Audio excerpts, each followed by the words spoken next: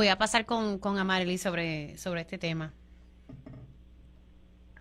Hay una palabra que yo quisiera que las personas tengan presente en Puerto Rico en este momento, y es la palabra totalitarismo. ¿A qué nos referimos cuando hablamos de eso? Bueno, pues nos referimos a un estado en el cual los tres poderes que se supone que definen una democracia caen en las manos de una sola persona. Es decir, en teoría, aquí se supone, y en Estados Unidos, que hay una rama legislativa que le hace un contrapeso a la rama ejecutiva, y hay un poder judicial que se encarga de trabajar las controversias que surjan en ese balance de poderes. Tanto en Estados Unidos como en Puerto Rico, hay un partido o una persona que se ha apoderado básicamente de las tres ramas. En Estados Unidos tenemos a Donald Trump, quien se cercioró de tener una mayoría en el Tribunal Supremo de los Estados Unidos, que tiene mayoría en el Congreso de los Estados Unidos y que a pesar de eso está legislando él desde la rama ejecutiva con órdenes ejecutivas. En Puerto Rico tenemos una asamblea legislativa que en el pasado sus líderes han hablado del banquete total, hablando de ganar unas elecciones y tener un copo. Aunque las minorías se unan, no van a poder derrotar proyectos de ley que ellos quieran aprobar. Una gobernadora de ese mismo partido y un tribunal supremo donde acaban de nombrarse dos jueces que también responden a esa misma ideología, a ese mismo partido político. Cuando esto ocurre, estamos en una situación de peligro porque la ciudadanía puede sentirse que no tiene opciones, no puede ir a la rama legislativa para que detenga al Ejecutivo, no puede confiar en los tribunales porque probablemente no van a hacer lo que se espera que hagan cuando hay algo que es inconstitucional o ilegal. Entonces, partiendo de esa premisa y tomando en cuenta todas estas órdenes ejecutivas, incluyendo estos recortes de fondos a las universidades, no hay mucha gente consciente, pero por ejemplo en el Departamento de Justicia Federal y la oficina que trabaja con fondos para organizaciones de mujeres cerraron las convocatorias del año 2025 y le dijeron a la gente no sigan haciendo propuestas porque no las vamos a recibir.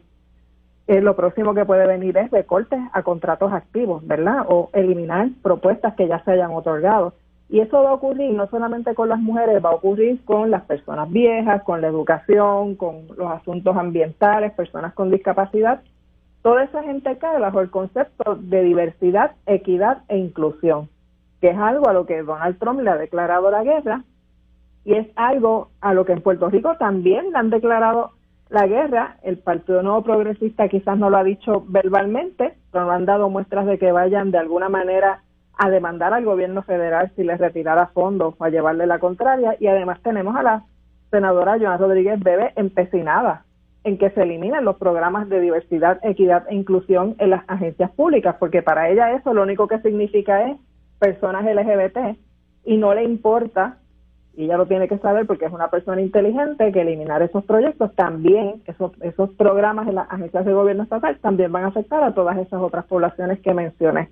Entonces, con ese escenario tenemos que mirar lo que nos queda afuera, ¿verdad? Yo coincido en los análisis que han hecho Eda y Carmen, y por eso no voy a repetir lo que ellas dijeron y quiero darle una mirada a qué opciones tenemos como ciudadanas y ciudadanos en un escenario como este, de totalitarismo, tanto a nivel de Puerto Rico como a nivel de los Estados Unidos.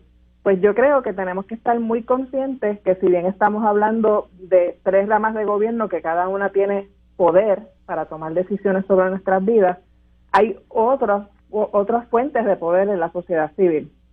Está la prensa, que en este momento histórico la tiene difícil. Por ejemplo, Prensa Asociada fue excluida de actividades del presidente porque le siguen llamando Golfo de México al Golfo de México y no Golfo de América como él quiere. Así que ya hay ataques hacia la prensa, el famoso cuarto poder. Pues en este momento tienen esos retos y les tocará tomar decisiones sobre cómo se van a posicionar, si van a presentar la realidad de las cosas y van a dar datos para que la gente pueda movilizarse o si le van a pasar la manita a los gobiernos. Tenemos también el sector de las organizaciones que están en un momento de precariedad, las organizaciones sin fines de lucro, porque las que reciben fondos federales tienen que estar en este momento buscando alternativas para sobrevivir, pero además las exenciones contributivas que tienen básicamente les ponen un tapabocas y les impiden hacer ciertas expresiones políticas, so pena de perder las exenciones contributivas, y perdiendo esas exenciones contributivas pierden fondos. Y tenemos entonces al común de la gente que pueden estar en organizaciones comunitarias que no están incorporadas, en colectivos de trabajo, la gente de a pie. que se siente muchas veces que está pasando todo esto y no tienen nada que hacer. Y yo quisiera que la gente tuviera claro cuando escucha este programa y otros análisis que se hacen, que todas y todos tenemos algo que hacer. Lo que pasa es que para poder hacer, tenemos que estar dispuestas a leer, a ver la realidad, no darle espalda porque nos abrumamos, y a tomar acciones, aunque sea pequeñas, desde ese espacio que estamos ocupando, porque acciones pequeñas y conectando voluntades e intereses, sí se puede hacer frente a toda esta situación. Si no lo hacemos, si no nos educamos, si no tratamos de entender los conceptos de los que se está hablando cuando se habla de oligarquía, pues habrá gente que no sabe lo que es oligarquía y no se pregunta a qué se refieren con eso, ¿verdad? Habrá gente que no se dará cuenta que estamos en una guerra de clases sociales también, porque sí hay un sector multimillonario que se beneficia de todo lo que está pasando y que por eso están ahí sentaditos como estaban en la toma de posesión, sentaditos cerca, detrás de Donald Trump, mirando sonrientes, porque saben que representa millones y billones de dólares para sus bolsillos.